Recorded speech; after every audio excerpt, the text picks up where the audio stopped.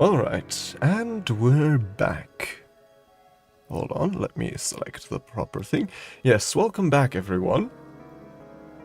We're back today with more art, though not for lack of trying on the side of Twitch for trying to make it impossible to stream. I need to hold on before we get into it. I need to rant a bit because for some reason Twitch just decided it wasn't going to work on my Firefox today. So the site wouldn't load. Then I tried, okay, maybe it's one of my extensions, so I tried it in private browsing, and it worked. So I turned off all of my extensions. It still doesn't work in regular Firefox. The site will not load. So I currently have a regular Firefox window with YouTube, and then a private window with Twitch, both on at the same time to monitor both chats, and I'm just gonna put an image of my current setup in the Discord because I need to share this eldritch nightmare. Now this is streaming. Anyways, but we are undeterred, however a bit daunted, which one of the contributing factors why I once again want to make this a shorter stream. One of the main factors though being I am a bit exhausted, and also I probably want to do the majority of this off stream, but then again, who knows if I'll find the time to do that off stream. A lot of other projects and other stuff demanding my attention right now. Where did I put my glove? That would have perhaps been wise to scrounge for before I started the stream, but here we are now. Oh god.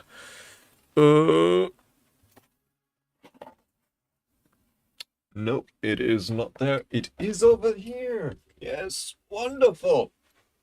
Yeah, there we are. Okay, so let us jump back into it. I have not had the chance to work on this off stream, but I have had a chance to look at it a bit more, and I've come to a few observations. Mainly, I think these eyes need to be moved a bit to the side so they look more straight at the viewer. And then I've had a few chances to think about this pose, and while I do like the arm like this, I think it's a bit undynamic at the moment, so my idea, let me just visualize this in a new layer. That shouldn't belong there, but whatever. My current idea is to basically have a line more like this, and then an arm that's more like this, I think. A bit more, something of a more dynamic pose, but, well, now that I'm looking at it, I'm wondering how possible that will actually be. Well, if I raise this arm a bit higher, like so, and then hold on. Yeah, something a bit higher, like so, and then the arm even higher, and then the... Yeah, something like that, I think, is my idea at the moment. But I think I'm gonna maintain the very elongated... hold on. The very much elongated arm, like so, and then, yeah, the down-turned hand, like so. Kind of presenting it like this, I think. But then, I think also maintaining a bit more of a bend in the arm. Just have it...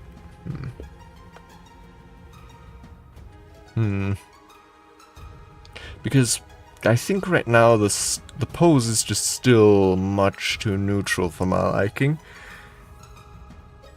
I'd like a bit more dynamicism. So, hold on. Allow me to... this more like here. Then...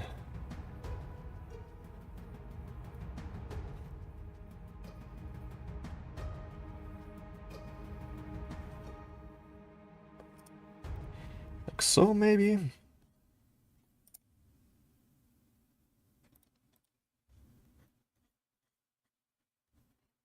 I think... yeah, I think we're getting somewhere now. Hold on, is this even... yes, something like this, I think. And then we did have the foresight of putting this, yeah, in its own, so this was arm out 2, and then that would make this arm out 3. What was this again? Ah, that's arm out 4. Or I guess arm out 3. Nope. 3, and I guess this would be 4.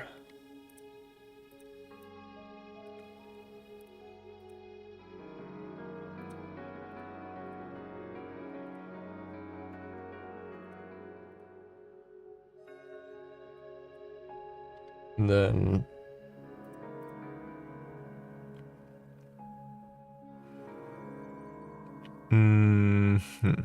okay. Then allow me to get rid of all of this. Oh god. I've completely forgotten where I've placed all the layer contents.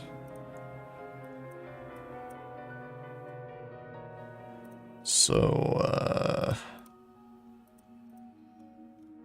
where the hell are those lines from? Somewhere in the head. Great.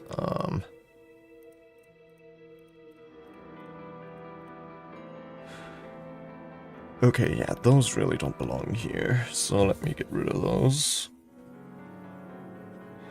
There we go. Let me actually lock the head for now. And then this all is the body. And then these all are arms. There we go. So yeah, currently my idea would be something like an outstretched arm like this, to also, you know, add a bit more of a suggestion of rotation into the piece as a whole. And I think then we would want to move the arm holding the pallet, this one here, a bit more upwards towards this, to have this sort of tripled effect with the arms here nice and easy going. So that, you know, there's like a nice bit of even or even-ish separation between the 3 arms on the left side. I mean, right side from our perspective, but, you know, the left side of the figure.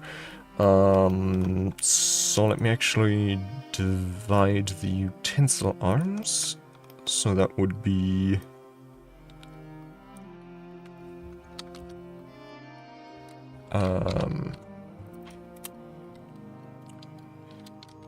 brush, arm, and palette, arm.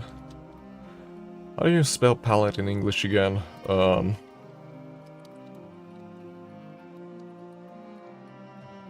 Is it... yes, palette, like so.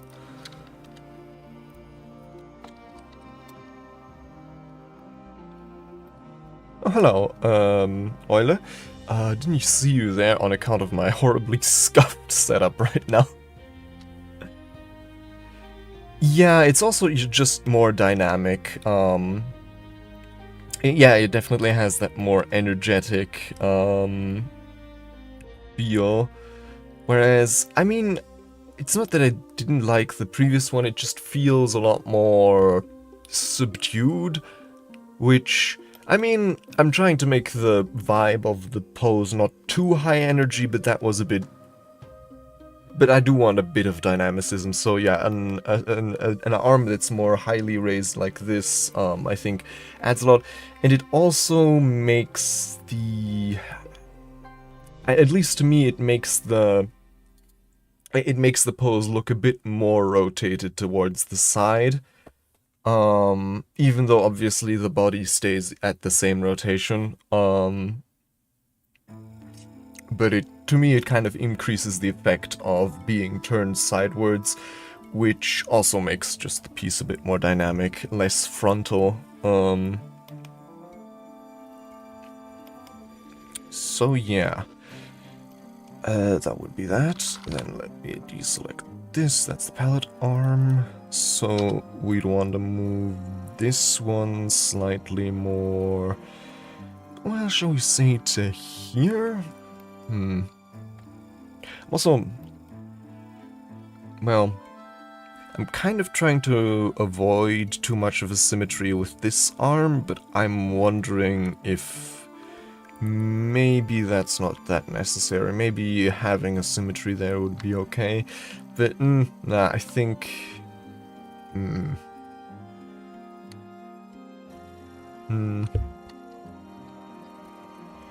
Maybe just moving it slightly more to here. Or maybe more like down here. That could work. Because if it's like more so outstretched and lower down here, that could...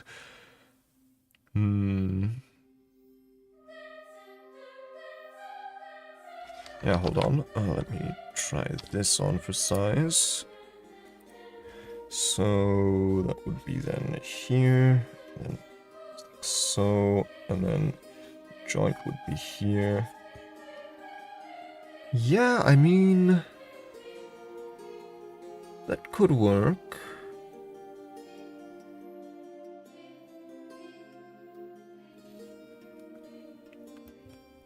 Yeah, honestly, this might be good. Maybe still a bit more to the side, like so.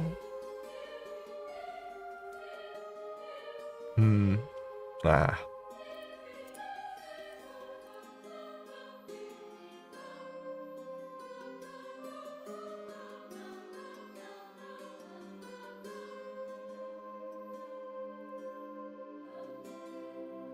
Like flies to the... I don't know. What do flies like?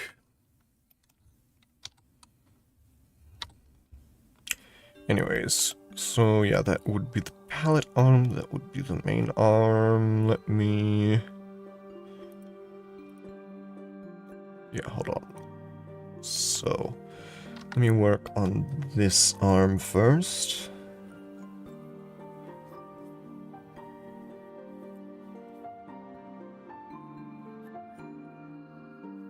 So, again, we're trying to go for this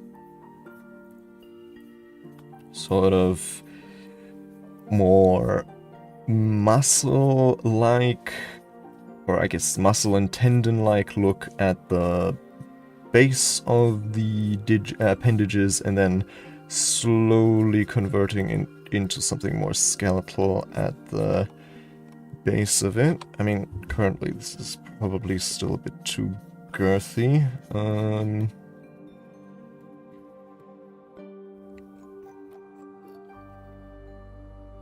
Yeah, something like this. Honestly, I wouldn't mind if this arm was just a lot more defined than the other ones, since it is by far the most active one. Kind of makes sense in that way, though the curve here of the thickness still isn't really... Hold on, how should that flow? So we're going down from the neck. Let me actually get rid of some of this here, then we get a clearer look.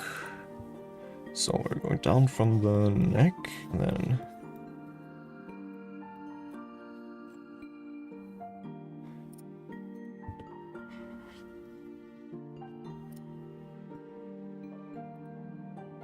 Okay, so down from the neck, here's the shoulder joint, then kind of like this. No.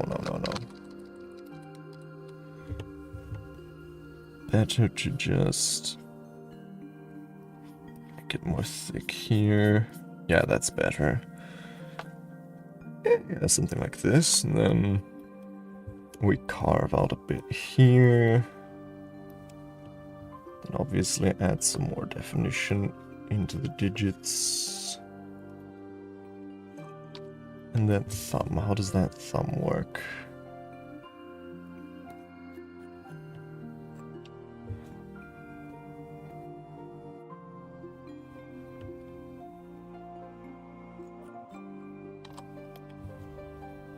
So, yeah, there we go. Yeah, I like this. Hold on.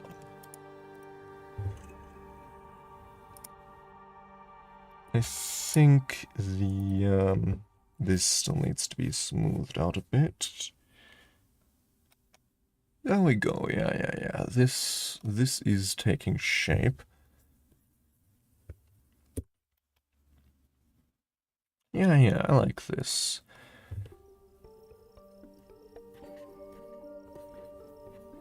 And then we just add some definition here. A bit more carving out here. And then, yeah, I guess we add some volume.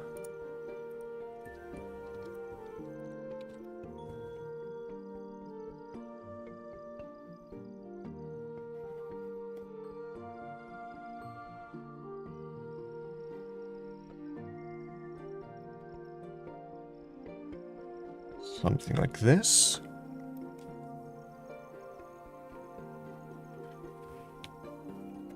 And then we need to...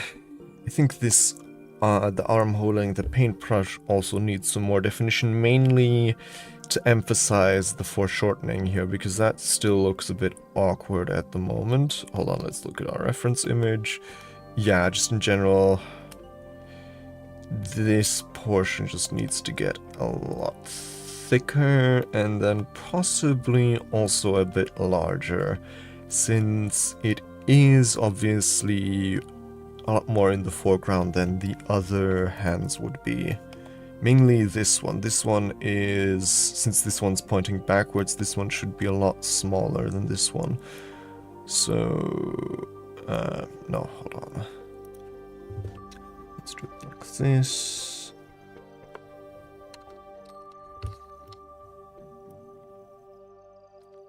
Oh, hold on.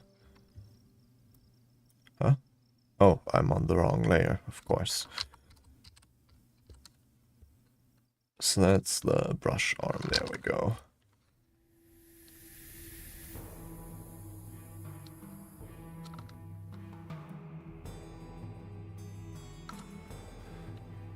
Yeah, that's already looking better already. Because, yeah, if it's bigger, we can...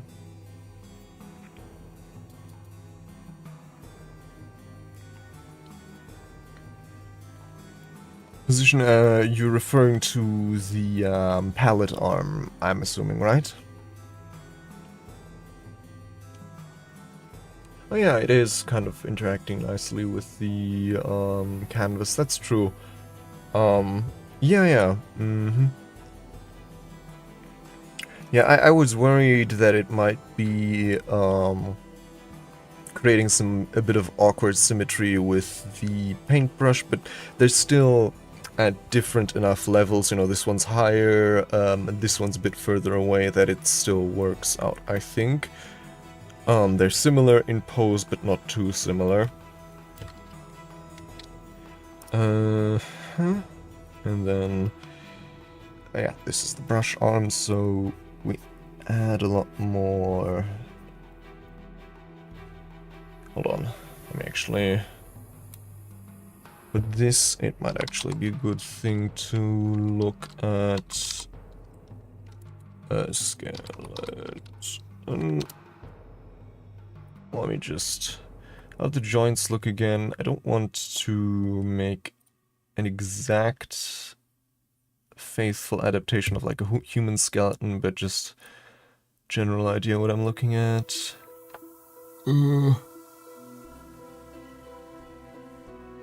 Okay,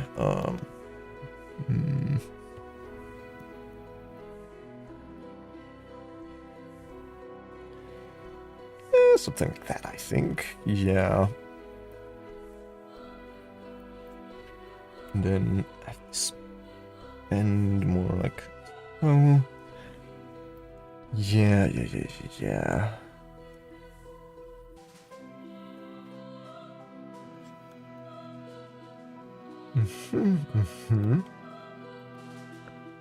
Okay, and then the pallet arm. Obviously that one we keep a lot more skeletal, or I guess phantom-like.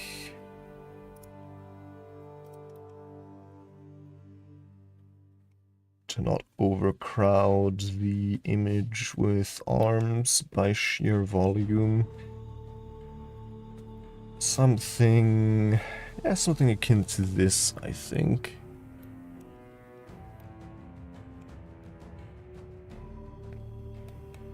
Yeah, I like this. Should probably get rid of this circle a bit. Then, yeah, they don't need to actually be all that connected here. I kind of like this, that it's, you know, broken up, kind of like here. So, where's the, arm volume? There we go. And then...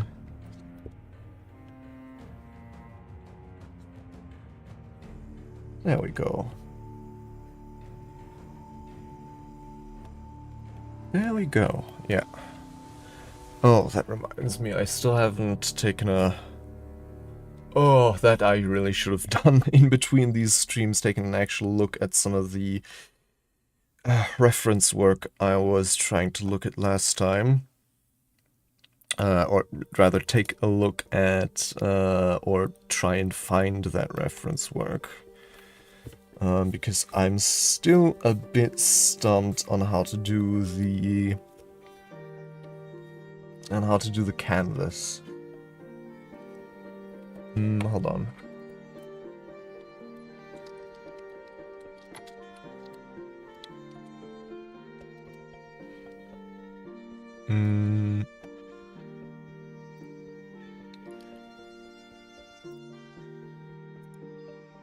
Open image, new tab. That's a bit too low resolution. Oh god.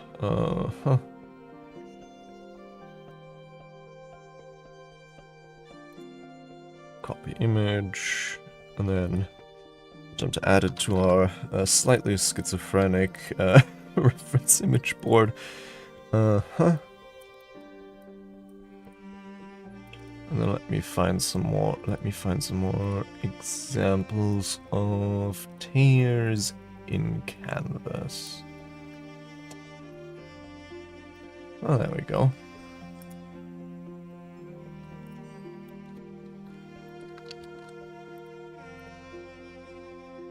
Where is it? There we go. Oh god.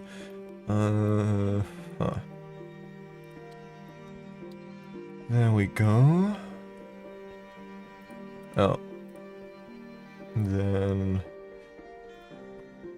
this could be... ah, this is interesting. This is interesting.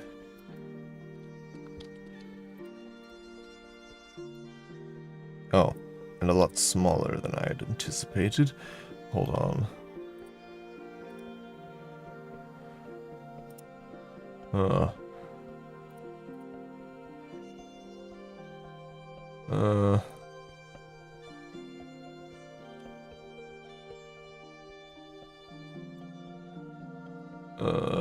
Something akin to this, I guess.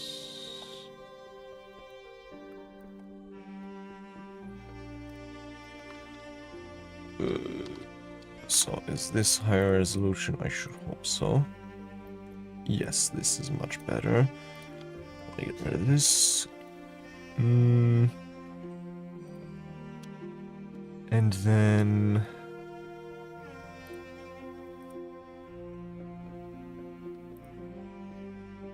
this might also be good.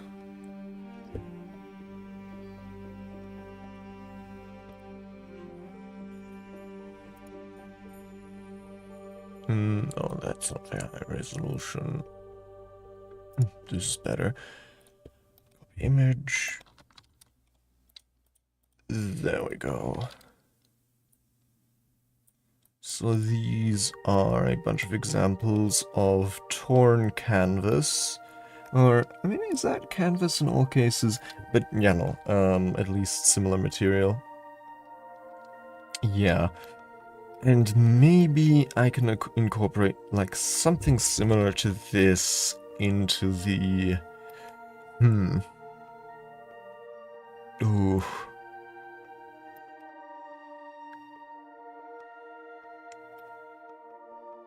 But I think that might require the kind of decision-making skills I may not be fully capable of on stream, so maybe I will once again postpone that to another time. For now, I think I'll just focus mainly on the figure.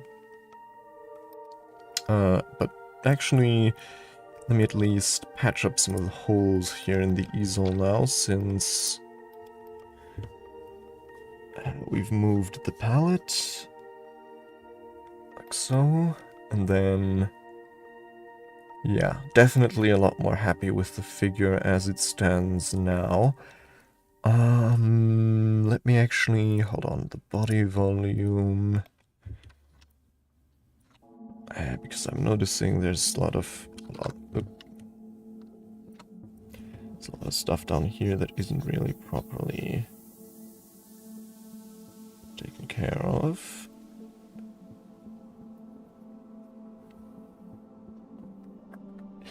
Yeah, also just because I have like this vague idea of how I want it to look, and you know, these reference images are definitely going to help me, but I think, at least from where I'm standing right now, it looks like a lot of trial and error getting, actually figuring out how I want this to look, because I have like the concept of how I want it to look, but the precise actuality. I might do a bit of experimenting on stream, but I don't expect it to go very far while we're still live. But, well, maybe, who knows. But in the meantime, first things first, let me actually continue here a bit more. I don't think with this figure we're gonna go the usual route of having the pelvic bones. I think I'm just going to instead continue, you know, the suggestion of a spine all the way downwards. And just kind of become gradually less visible. And then... so that's body detail, and then let me add a new layer for torso eyes, and now I want to experiment with that.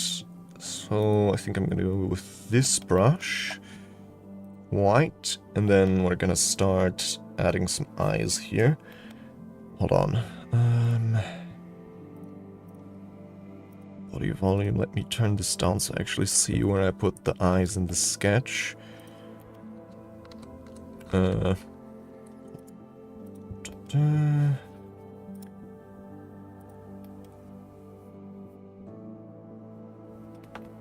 Yeah, sometimes you have like an idea in your head and you sketch it out in like a thumbnail sketch or something similar, and it works well enough, but then you're sitting down and you get to actually turning it, yeah, into an actual work, and you realize, well, the image in my head is precise enough for a sketch, but there's still a very like large gulf between the sketch and an actual finished work, and that actually doesn't exist in my head precisely enough. So yeah, sometimes sketches can be a bit deceptive like that.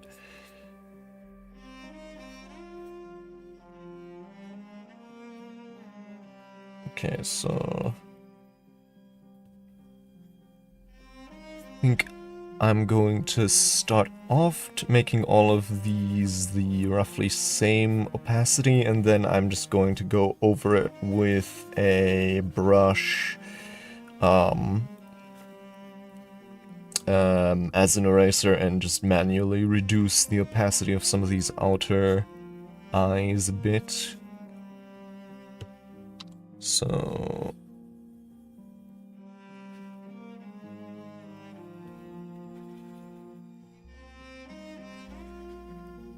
like this, I think.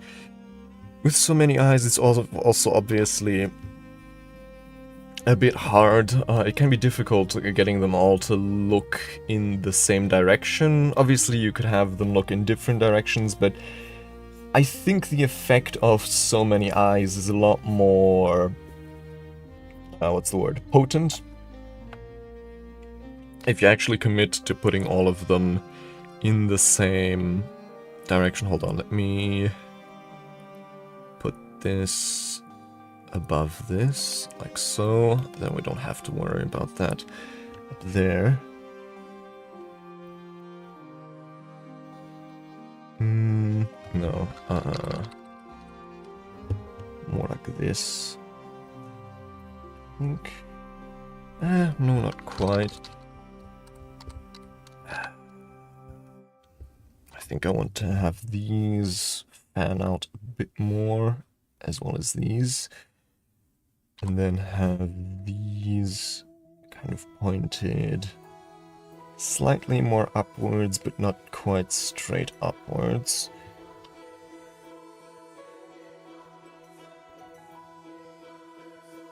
Yeah, something like this. And then, yeah, these pointed more upwards at a steeper angle, but not quite directly upwards like the main one in the center. Like so. Oh. There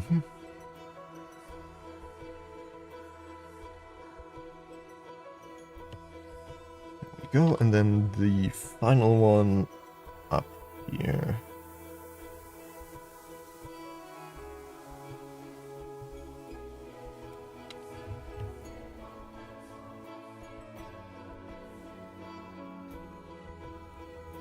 Alright, so how are we looking? Obviously it's very stark right now, but that's what we have. Hold on. Right, I should a transparency mask for,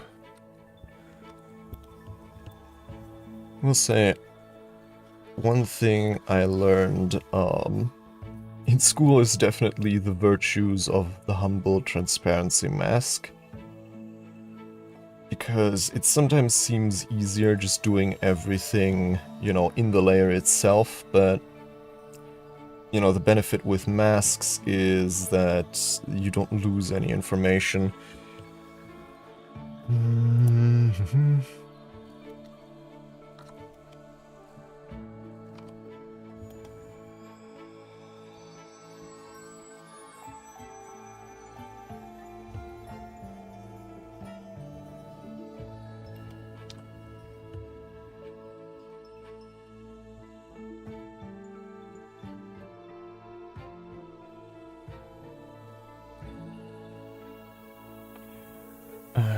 these should be a bit more visible.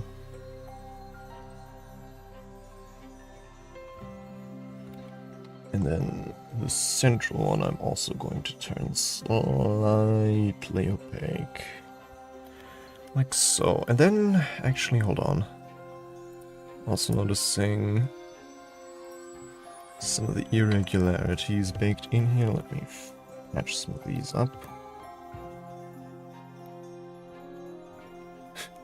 Yeah, the orb. I really like the orb visually, though I've kind of been scratching my head how to justify, how to explain it, lore-wise, I guess. Because it looks really important, and I kind of like that, but then again, I don't really know what it is. Maybe that's the point. Maybe it's just the orb, and all questions and answers cease there. It's just the orb. Yeah, let's go with that. It's the orb. Stop asking about it. Hold on. To kind of create the effect like the eyes are kind of coming out of the shadows here a bit. Let me... Does that work?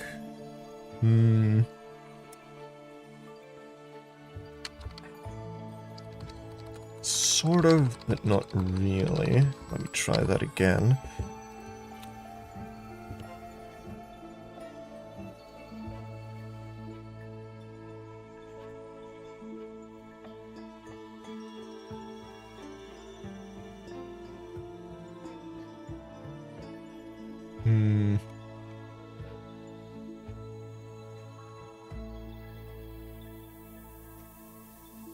No, I don't really like this.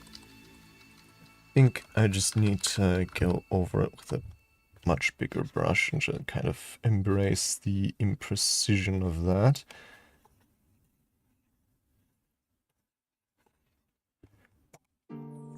No.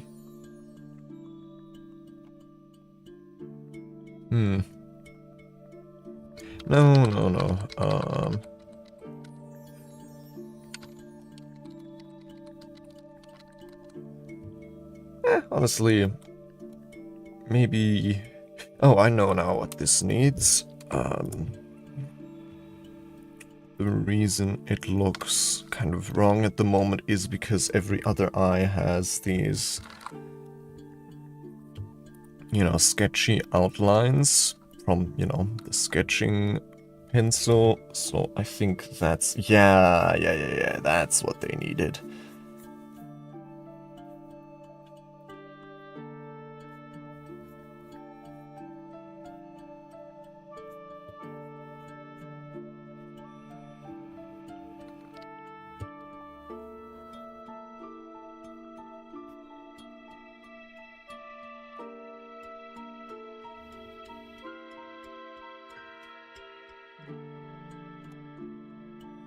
Yeah, now it looks a lot more... I was wondering why they looked off, but then yeah, all the eyes up here obviously quite heavy. Hold on, is this thing currently tracking pen pressure? Yeah, okay, it is. I was wondering. If only I'd remembered what kind of thickness I used with the ones up there, but I think it's even lower than this. So let me actually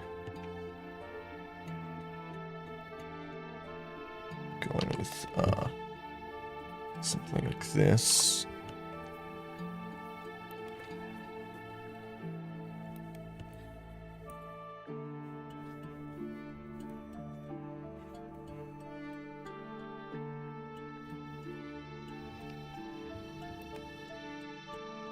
There we go, that looks much better. And then, yeah, from a distance, I'd say probably, because I don't want them to be that much of an eye catcher, I'm going to still lower the overall opacity a little bit.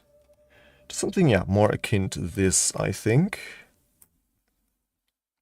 And maybe Yeah, maybe more like so. Yeah, this looks good. Maybe we can even add some more eyes on the perimeter.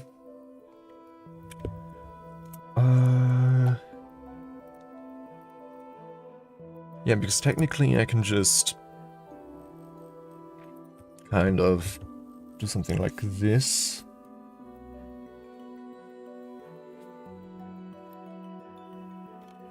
To imply further eyes.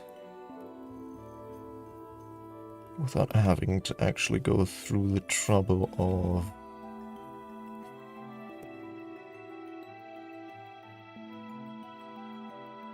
sculpting them with, you know, white backing.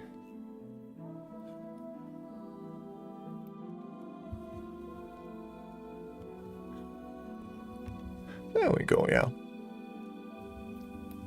Also going for that slightly trypophobic look.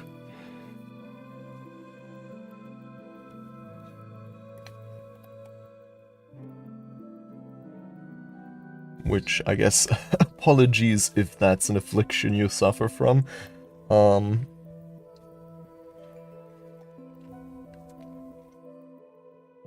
Yeah, now this has, as we say in German, das hat Konzept.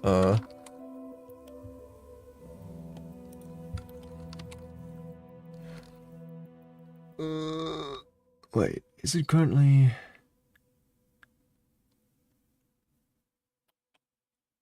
Okay, why does it take so long for the saving? Is it because of all the reference images? Hold on. Let me try doing this manually. Exactly. Oh god. I'm not liking this.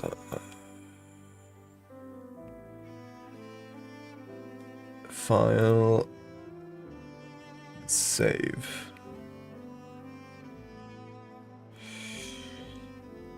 Ooh. Okay, saving document. Come on, don't die on me now.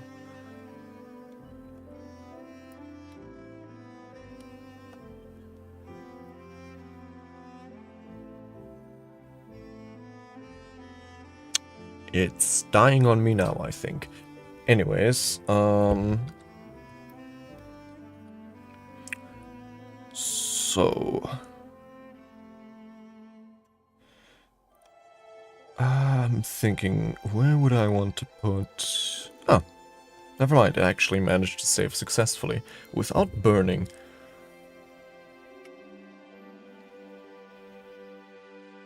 Oh, nice! Yeah, that was, yeah, I'm pretty sure that was during the last art stream, so that would have been 6 days ago on Thursday. Oh, that's cool. I mean, I live about as far away from the ocean as you can in Germany.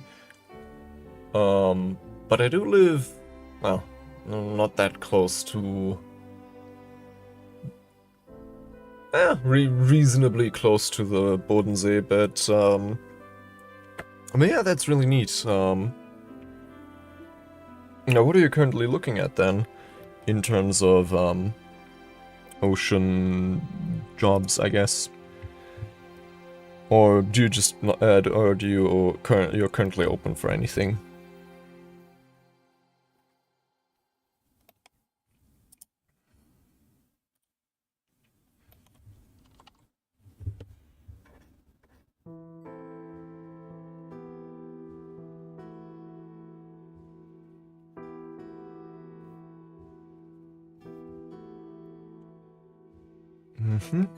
And then I think the easel volume, the palette volume, I think I also want to put in body volume, because why not, as well as the brush. So, hold on.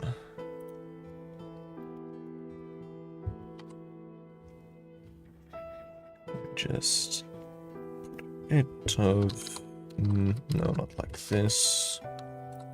Oh, precisely like this. Like so, like so.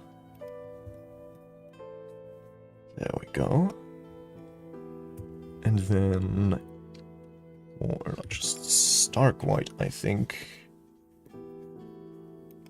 The backdrop is.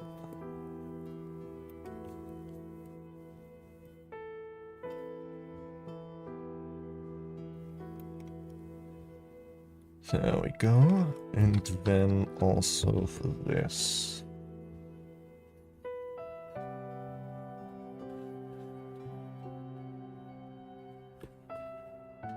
Yeah, there we go.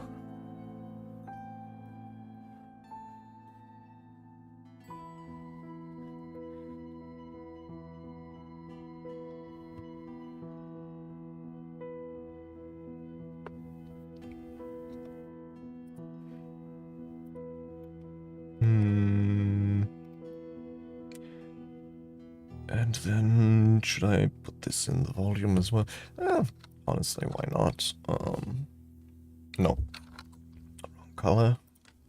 Well, I say color, I'm really just working with black and white here.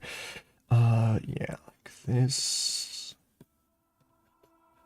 To just get those edges a bit more defined. There we go. It's also funny, I always start these off as just, this is just the first sketch, and then halfway through I'm realizing, no, this is actually the final version. And it's always like that, and part of me thinks I should probably make a habit of actually acknowledging the fact when I do the final version, but then again, thinking at first tricking myself into thinking this is just the first sketch avoids a lot of the perfectionism I usually fall victim to otherwise, so maybe it's actually good to do it like this. Hold on, but this definitely needs to go.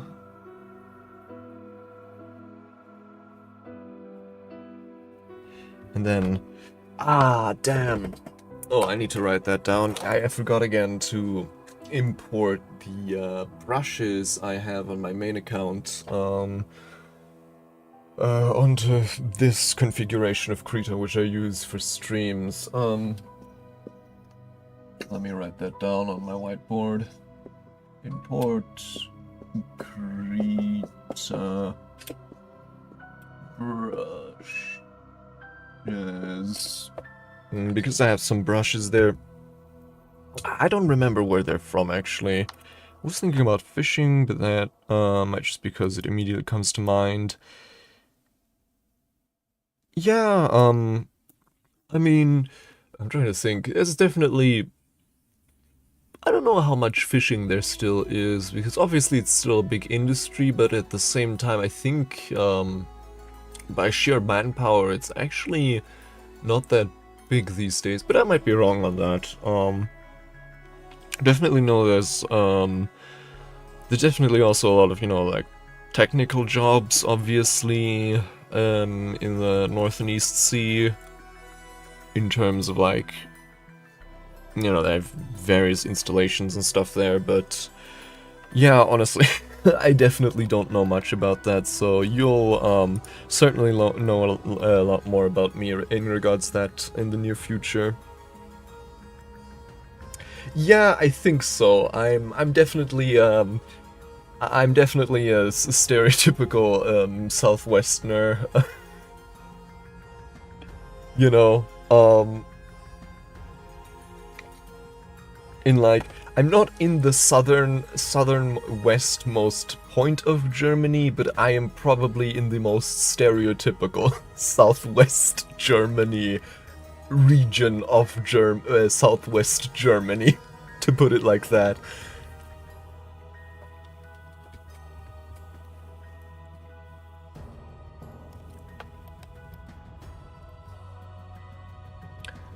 But anyways, yeah, so what I was on about was, yeah, the brushes that I still don't have on this configuration of Krita, because I think they're from older versions. I think I imported them from older versions of Krita, which is strange because specifically the brush I'm missing here are a few, that are like these, like wet knives and other, oil painting brushes that are really good at simmer,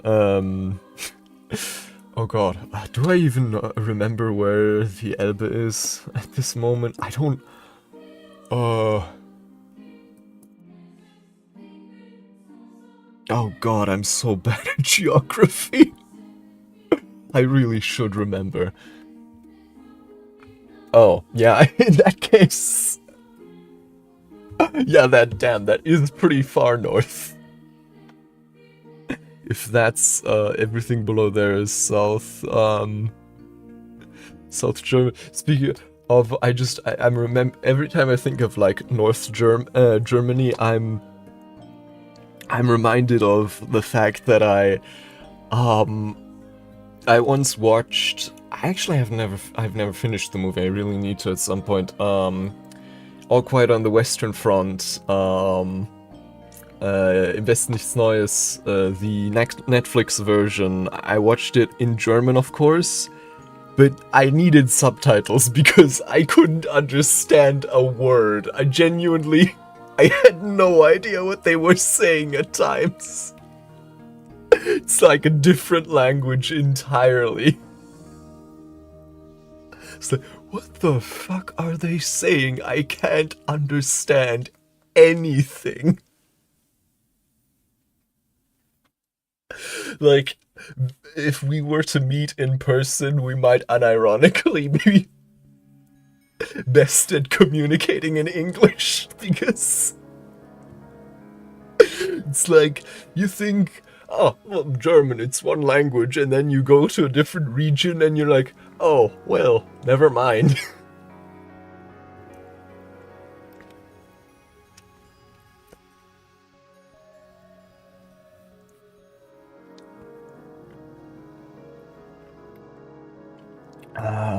Actually, hold on, I just realized this arm, I think, needs more, the palette arm.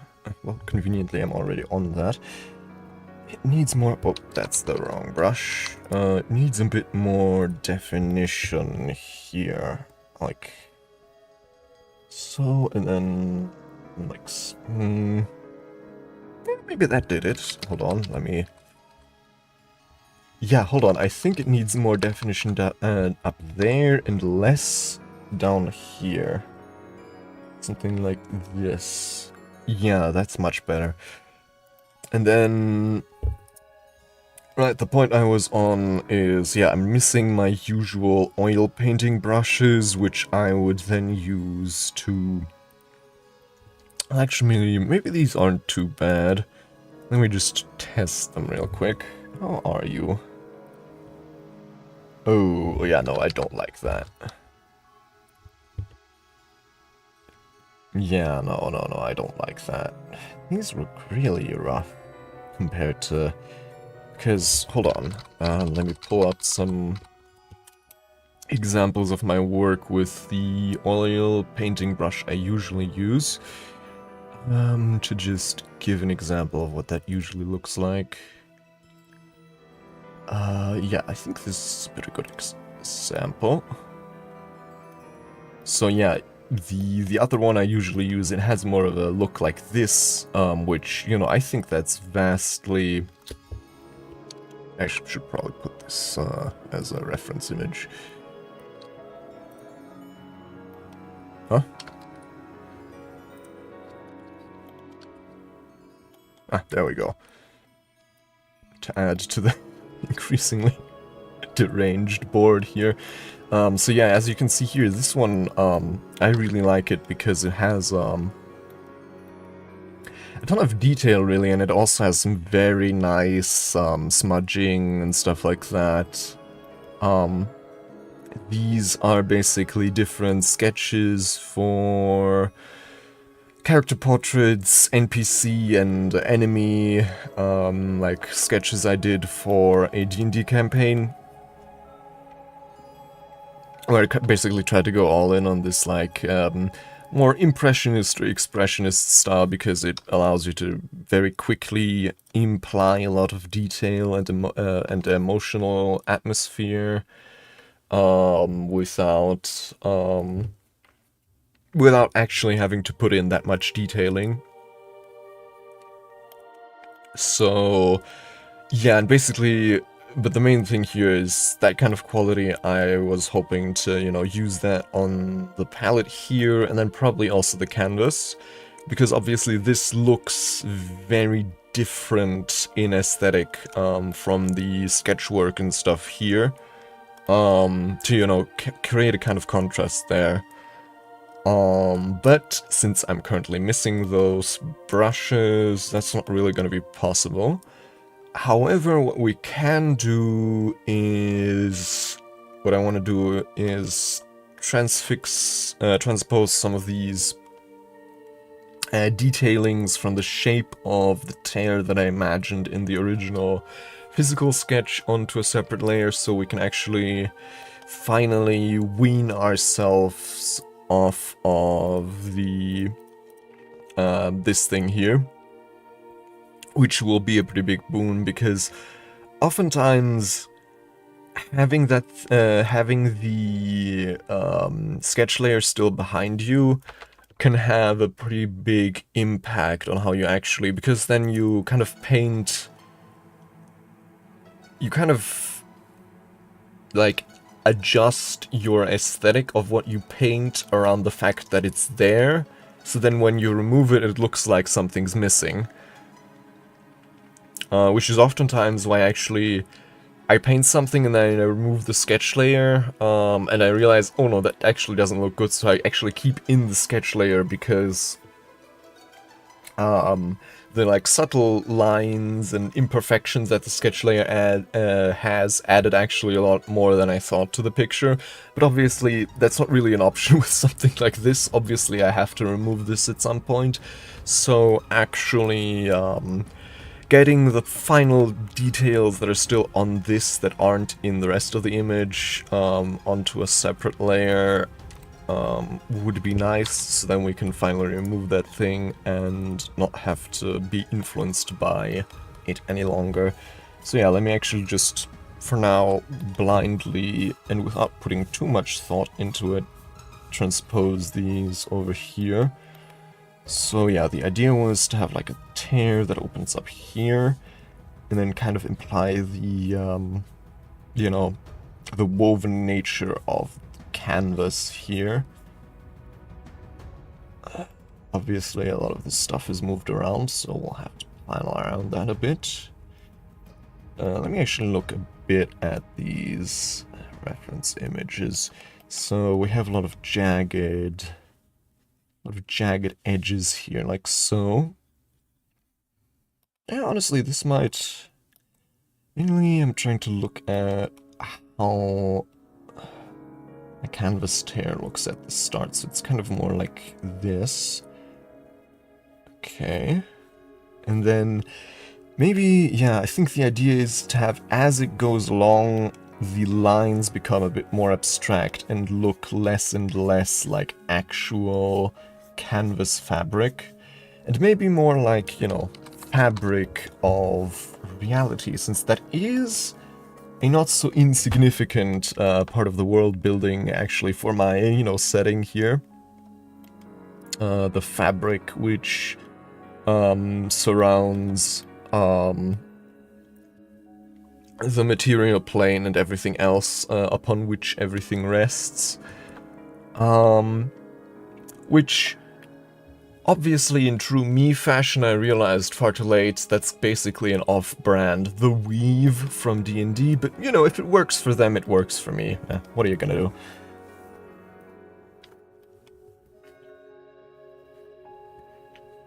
Ain't no such thing as an original idea, at the end of the day. And yeah, obviously we have a slightly wider canvas here, bit hard to talk in terms of canvas and stuff like that, since we have you know, the canvas and also the canvas here.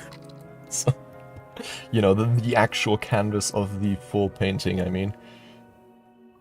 Exactly, ideas are meant, what was the quote again? Beginner writer, good writers borrow, great writers steal, or was it something like that? I think the lines here are still a bit too insecure. So yeah, we want to look at like a big something like this, yeah. Hold on, what layer am I on? Huh? Oh, because this is behind the canvas thingy. There we go, that's much better. And yeah, then something like this, maybe?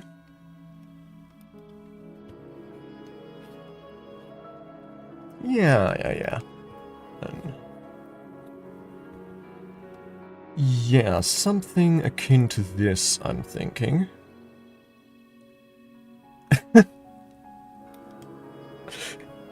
Yeah, but they say great writers steal. Yeah, that's great and all, but we need, but you're not allowed to go into the library anymore.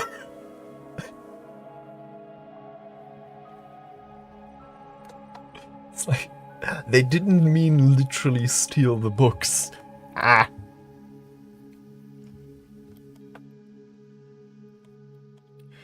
So yeah, because obviously we also have, so that's kind of, at the beginning, that's basically the idea right now, to have a bit more of a literal tear with literal fabric at the beginning, and then kind of transform into these more abstract swirls, not too dissimilar from how we did it here in the old thumbnail. Well, hold on, let me just get rid of that transparency mask so we can see it in all its glory. Which actually reminds me, the halo and the symbols, those I definitely want to incorporate into this one as well. So, hold on. And then, yeah, I think that's all we need in terms of that for now. So let's actually finally get rid of this. And yeah. So now we're actually free of that. Yeah,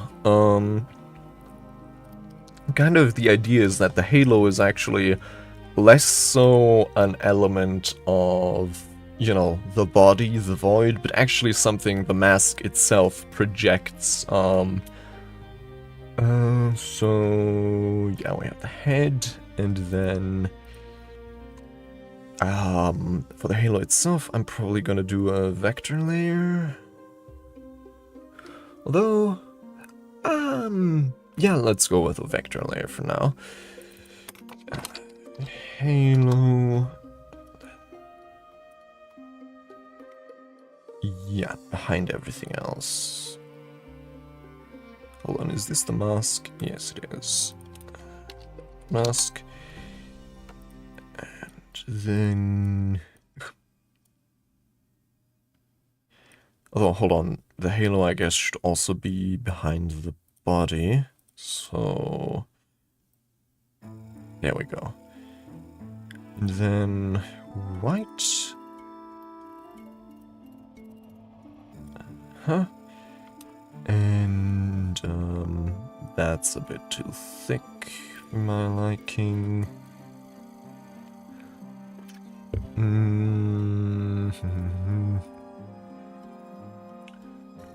Thinking...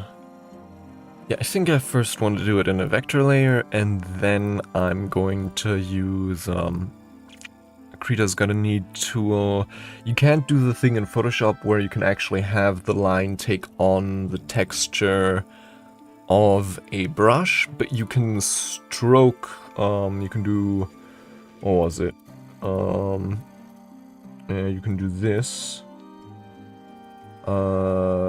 edit stroke selected shapes, and then you have here, a line created, you know, in your current brush of the shape you just selected with your vector thing, which is a great way of adding some texture to vector graphics. Obviously, you'll have to do it once you've already locked down the exact shapes and stuff of the vector graphic. But yeah. So, because that's, I think, one of the main things that Krita is kind of lacking in comparison to, say, Adobe Illustrator, where in Illustrator you can just put the, basically you just kind of put the shape, take a brush and then have the vector, because I think their brushes are also working off of some sort of vector technology. You can just have the stroke in the vector program already have the shape of the brush. Whereas in Krita, you know, all vector shapes have this, you know, perfectly even stroke. But yeah, you can compensate by doing the stroke selected shapes thingy. So, where do I want to put this thing? Actually, I think the size isn't too bad already. And then kind of, could do it centered on the mask, but I think actually doing it more like so is better to kind of imply, since the mask is looking towards the right, having the halo kind of tilted towards the left, located towards the left, implies it's kind of behind the mask, which is, you know, what I'm going for. Though then again, a more traditional halo obviously isn't that concerned with actual location.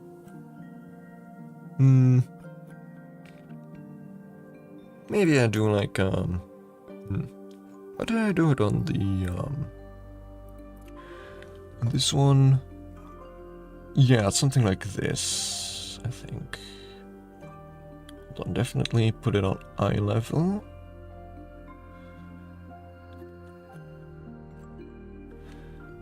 And then, yeah, let's go with something like this. And then edit, stroke selected shapes. Yeah. I might go with a bit of a thicker halo, but I also like the idea of just having this very thin line.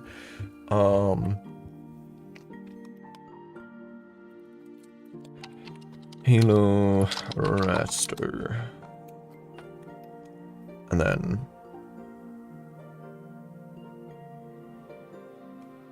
yeah, that's true. It's also, you know, it's kind of, you kind of see it here, because of how the mask is structured, you know, the majority of the weight and volume of the face is actually shifted towards the left. So actually centering the halo perfectly makes it look slightly off balance, because just a majority of the face actually, you know, leans outwards towards the left.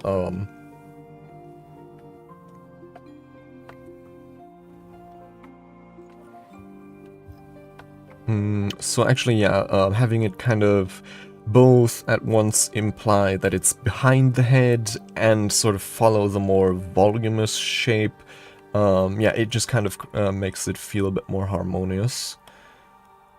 And then I probably want to do the, you know, runes and stuff like that in a separate layer. And how did I do it?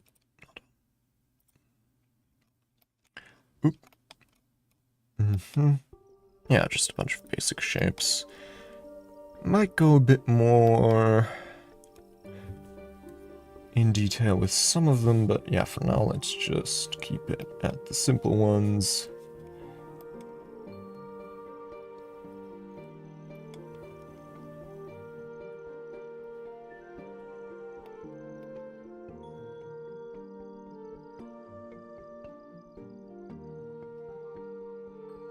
like so.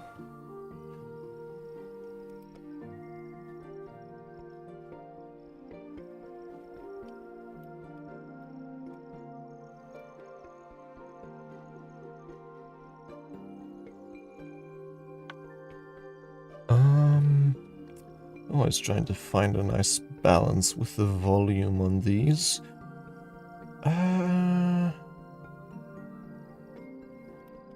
Pause here. Another square.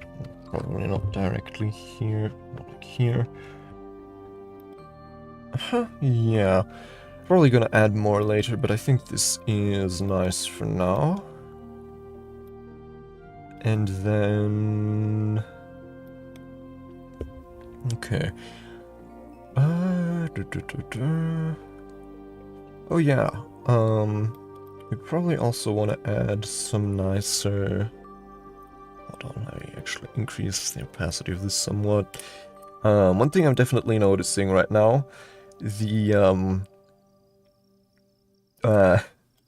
sketch here actually added some nice blues into the composition, which I quite liked actually, not too dissimilar from this one. So let's actually work on bringing some of those back.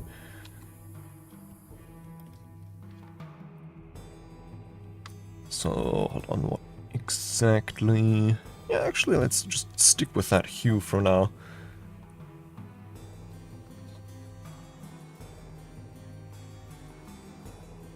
Yeah, that's also... with a bunch of these, I've been kind of using... hold on, I just realized I don't have the rulers on screen right now that I usually have. But, yeah, with the last few images, I've been kind of going from the... so what is this? This is... okay, this is just 2000... 2500 times 1440, because, yeah, this is the standard YouTube thumbnail size, or I think twice the standard YouTube thumbnail size. Oftentimes I go by the size of these image files, which are way too big, and I can't really recommend it, because, yeah, I mean, if you work in Krita, you know the limitations. Once you go a bit too high with the image size, it starts chugging quite nicely. Hold on, I just realized. Damnation.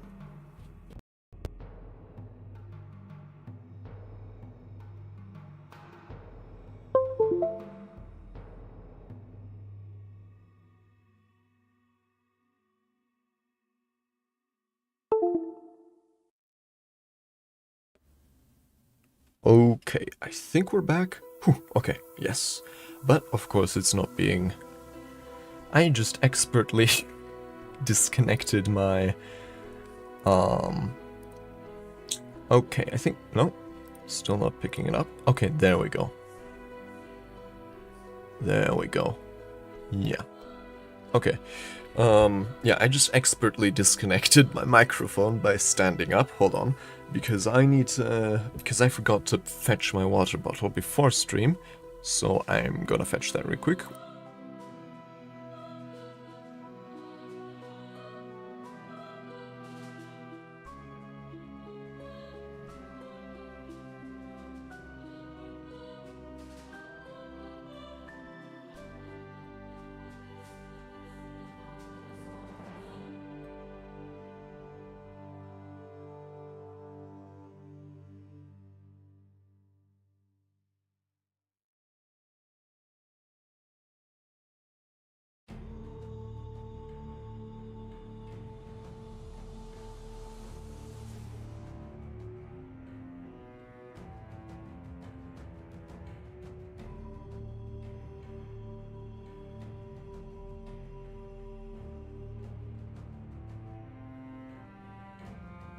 Okay,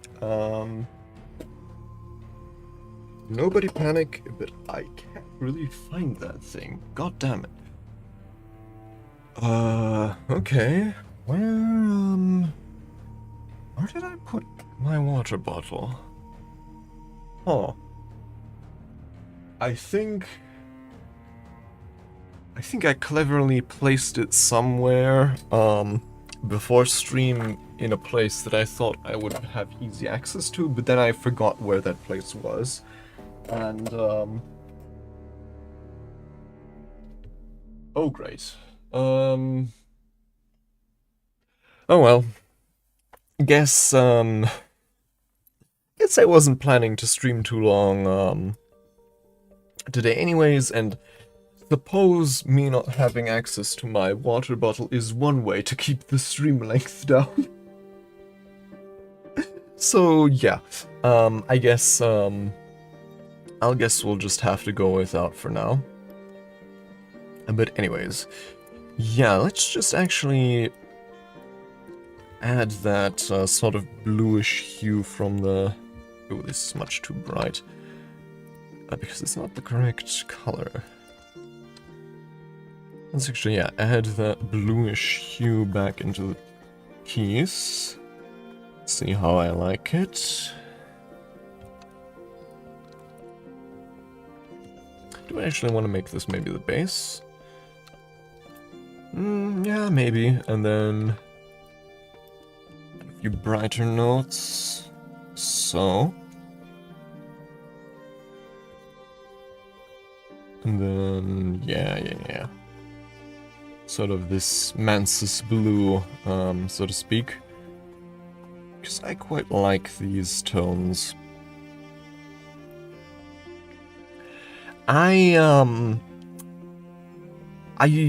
At least in this part of Germany, that's kind of heresy, but I don't really like sparkling water. I like still water.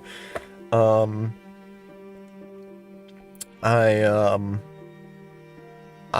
don't like carbonated water that much. Sometimes, in rare instances, I'm like in a carbonated water mood, but rarely.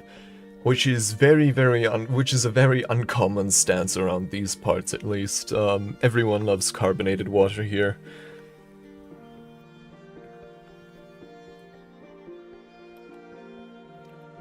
And then, yeah, let me just add some of these really saturated tones at the margins.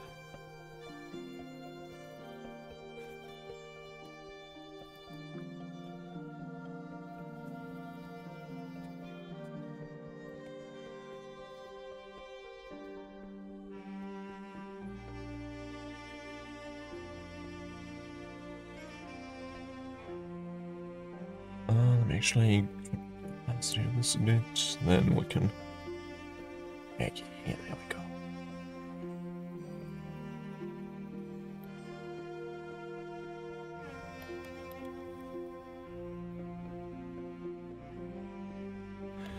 Yeah, something like this. I mean... Still haven't decided that much on the specifics of the background, but I think something like this is what we'll work with for now, because, I mean, it worked very nicely here, and I mean, in this case it was more, you know, deliberately taking the colors of the Mansus, in, you know, for Book of Hours, but I do just really like this color scheme in general, so maybe just copy it here. Maybe I have maybe something more fitting, comes to me later, but for now...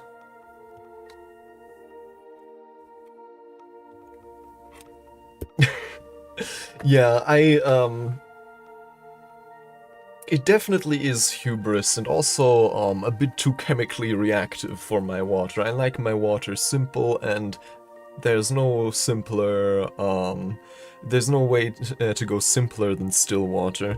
But I definitely feel, yeah, because sometimes, it's not often, but sometimes I do like the extra, you know, fizz, the extra energy. Definitely, you know, if you put anything at all inside the water, like, what's actually the English word? You know, Holunderblütensirup. What's the English word for Holunder? Holly? Was it?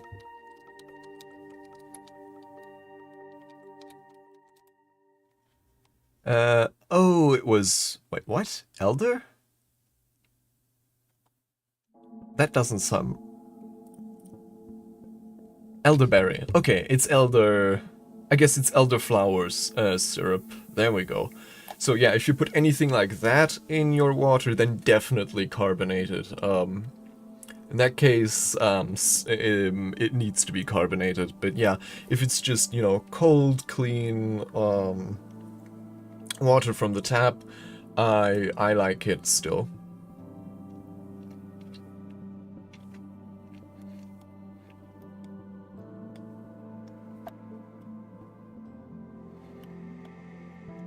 Anyways, currently thinking, what more can we do? Currently, yeah, actually, I'd like to. Where are we? Body, arms, brush arm. There we go. This sort of streak I want to, oop, wrong color, to expand it a lot further upwards. Elder?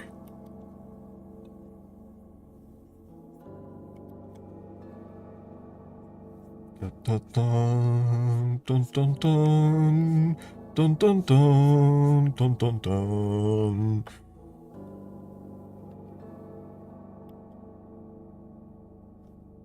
Nope.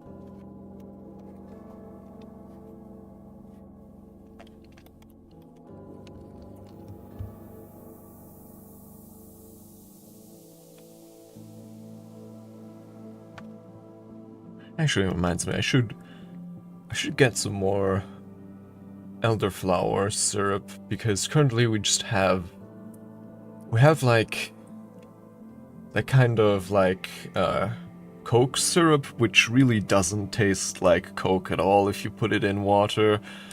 It really tastes kind of gross, but I still drink it because I'm a hopeless sugar addict. But honestly, just elderflower syrup tastes so much better, so I should probably get some of that.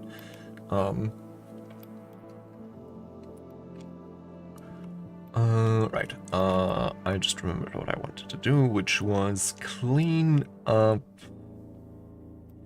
the mask shards a bit, which, yeah, that's this one.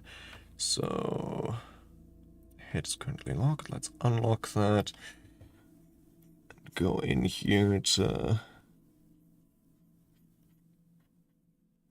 make this a bit more structured.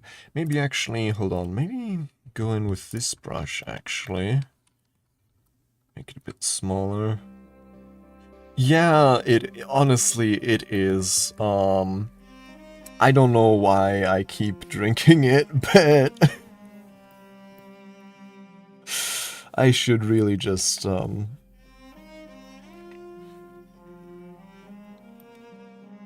There's actually, weirdly enough, there's also a 7-Up syrup, which is, it sounds even more cursed, and it is, probably, but because 7-Up already sounds incredibly artificial anyways, putting it in a horrible syrup that you put in your sparkling water doesn't actually impact the flavor that much, so that one's actually a lot better. But yeah, honestly, I should really just get elderflower syrup, like God intended.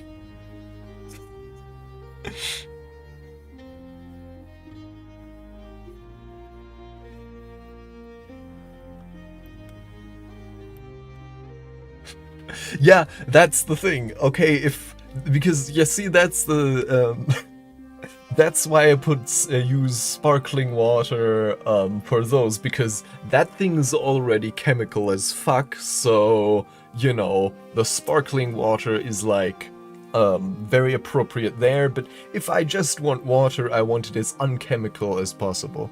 But, you know, if I'm already putting the funny chemical poison inside of it, might as well go sparkling.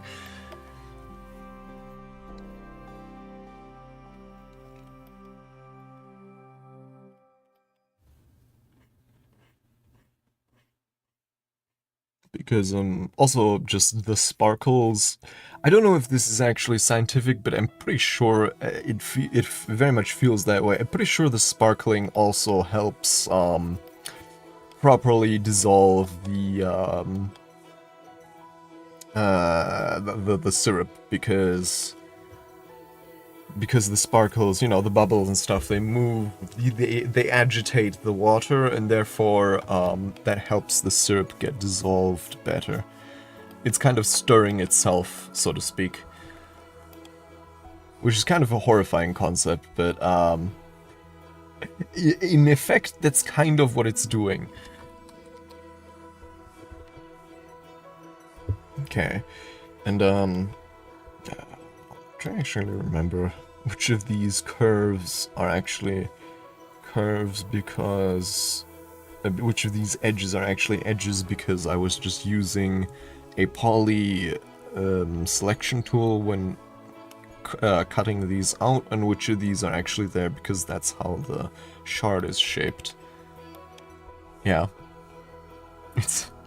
Yeah, it very much is kind of like it's alive, which, you know, I guess both the pro and the cons of sparkling water, depending on your perspective.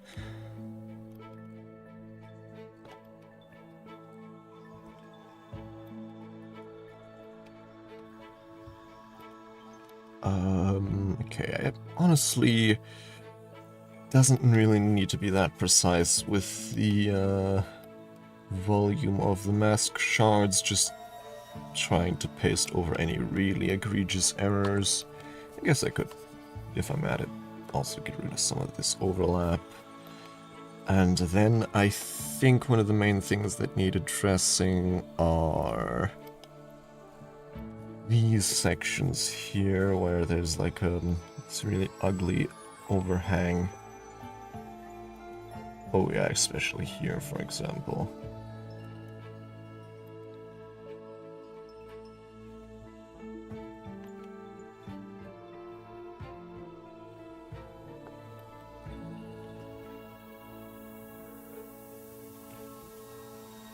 There we go.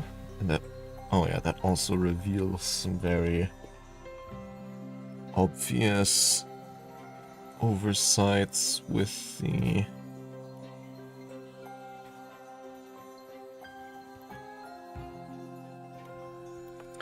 Okay, and then we go back here. We are currently on pure white, yes, okay.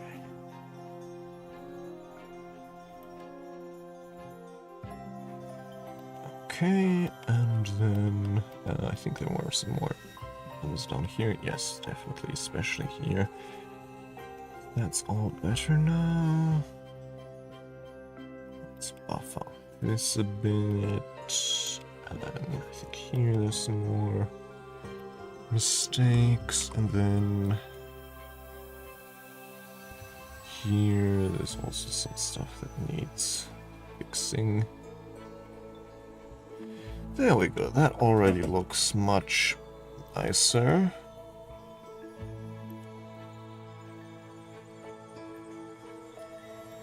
And now, thinking about what else we might do on stream. But honestly, well, actually, we might,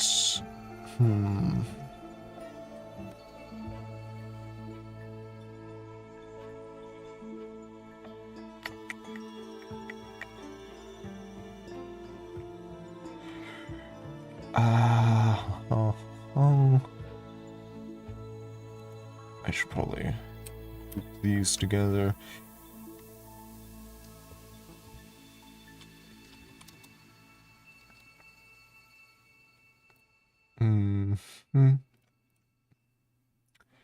And then this very scuffed group here, let's actually get rid of this, including its contents, and then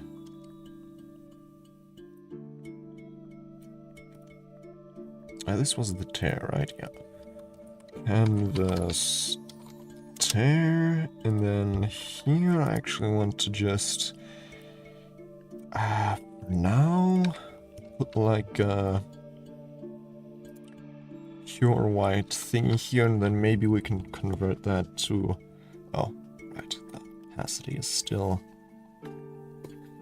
quite there yet, and then maybe we can turn this into like a transparency mask for some other stuff later.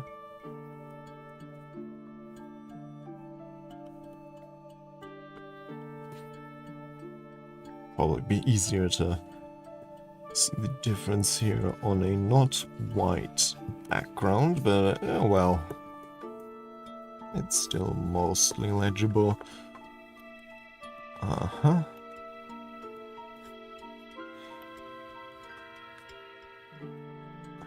then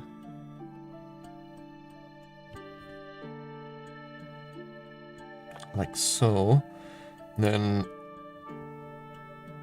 can I do that? Convert. Yeah, I can convert it to a transparency mask. So say I had, you know,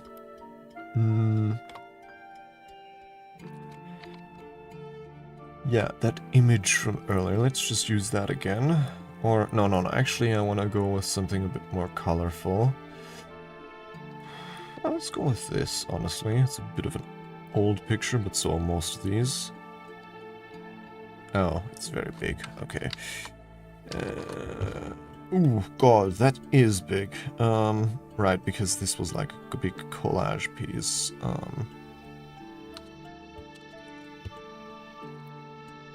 Like so. And then I'm just gonna group these two together, convert this to transparency mask. Yeah, like so. So then here we kind of have the kind of effect, obviously very simplistic at the moment. Probably want to go with something a bit more colorful for the border here. Obviously a bit more defined and a bit more colorful. And then I'm also realizing the arm here needs some white backing it up. So arm white outline like so, and then go with this and pure white to kind of have some a bit smaller than this. Yeah, this one I worked really long on. I think for over a month, maybe 2 months even, because there's just so much detail. Honestly, a lot more work than I think it paid off in the end, and kind of a lesson on why you should, you know, kind of learn to imply detail in pieces like these, and, you know, properly work on your framing so you have like clear things in the foreground that actually have full detail, and then things in the background. Except, of course, if you deliberately want to evoke this, you know, kind of, I also don't know the English word of that, Wimmelbild. Back me up here, Google.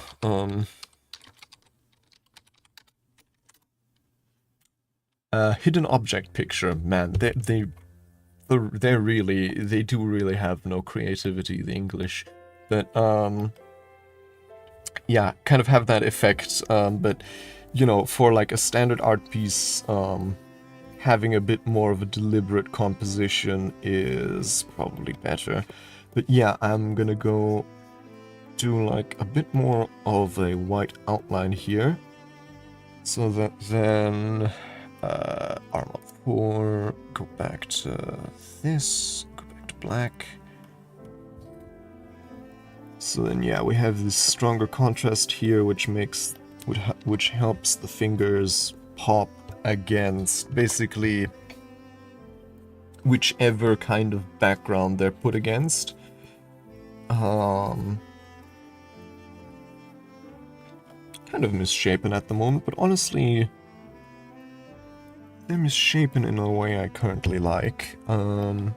So back to the white outline, back to this, back to white. So yeah, then with the black core and white outline, that basically means that no matter what kind of thing we put up here, they'll have a clear contrast against it, because either it's a bright image, then they're going to contrast, the black fingers are going to contrast against it, and if it's a dark image, the white outline is going to contrast against it. Which is kind of a very simple and neatly effective trick when you're working with variable. Yeah, it's the the common thing that Germans have a word for everything, which not true, but we do have a lot of words for a whole lot of things. But it's kind of funny because some of the words we have are also extremely unimaginative. But then some of the words we have are extremely imaginative and poetic compared to the English ones, and sometimes the English one is extremely poetic and the German one is incredibly direct and blunt and unimaginative. But one thing I've definitely noticed, I think in my opinion, German has a lot more words for obscure specific things, but English has a lot more words for, German may have a word for pretty much everything, but English has 5 different words for almost everything. Yeah, the flying thing. What's that? I don't know, flying thing. But yeah, so in English, because it's a compound language that, takes its stuff from Germanic because of the Anglo-Saxons, Nordic because of the Danes, French because of Henry the Conqueror, Roman because of, the Romans, Latin, I mean, because of the Romans, and then Breton, and then, the actual Brittonic,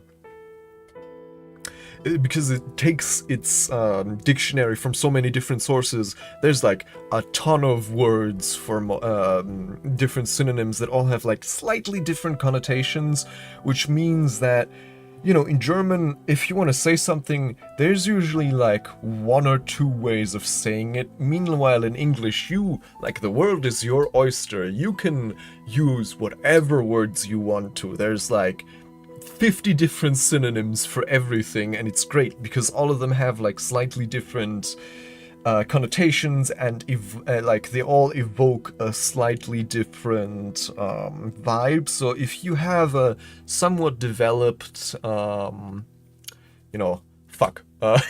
speaking of Wortschatz, I don't know what that's in English, have some, if if you have a pretty broad catalog of words, you can really effectively paint a picture in English by just using somewhat more novel versions of words, somewhat more novel synonyms. For example, one of the great examples I think of this effect is in Darkest Dungeon, the narrator, who has just like this amazing manner of speech. Some of the words he pulls are just delicious. Unearthing that damnable portal of antediluvian evil. Remind yourself that overconfidence is a slow and insidious killer. Triumphant pride often precipitates a dizzying downfall. Just some of those lines are so, some of the words he chooses, and it's, yeah, as someone pointed out, it's like they copy the writing style of Lovecraft with like specifically his narration so well. I mean, I haven't read that much Lovecraft. I think the short story I most clearly remember reading is Dagon, but from what little I've read of him, it's very accurate because he also writes in this sort of grandiloquent, very like ornamented style, but it fits the atmosphere so well. I alone fled lapping and wailing through those blackened arcades of antiquity. Just blackened arcades of antiquity, just damn, what a word, what a sentence. But anyways, so yeah, we have the white here now to contrast against anything dark, and the black fingers themselves to contrast against anything bright. And then yeah, I think in the end I want to make the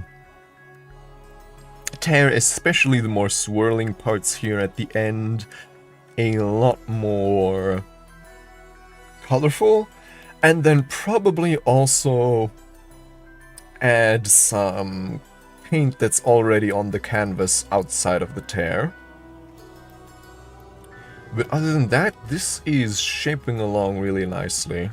So yeah, but I think I'm gonna leave it at this for today. And then either I'll finish it in my own time, or maybe we'll put on the final touches next Wednesday. I'll have to see about that. Yeah. Oh yeah, that's so real. I get the most devious ideas when playing Darkest Dungeon as a dungeon master, because yeah, the ancestor is basically the dungeon master. That's so true, and it's like, I haven't had the chance yet because I haven't played any D&D since then, but I yearn with all my heart to get the chance to incorporate some of his lines into like my DMing, just like and just like after a successful combat encounter, I want with all my heart to get the opportunity to say to my players, be wary, triumphant pride often precipitates a dizzying fall. Or like, mortality clarified in a single strike. The cursed champion falls. Eradicated. Back to the pit. Dazed, reeling, about to break.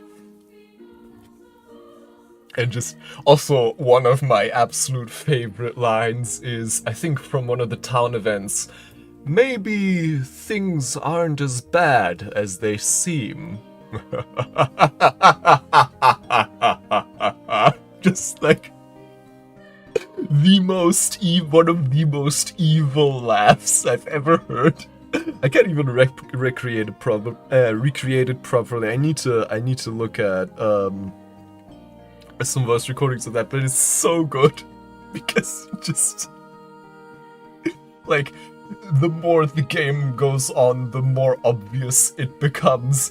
This guy isn't your Virgil. He's like actively antagonizing.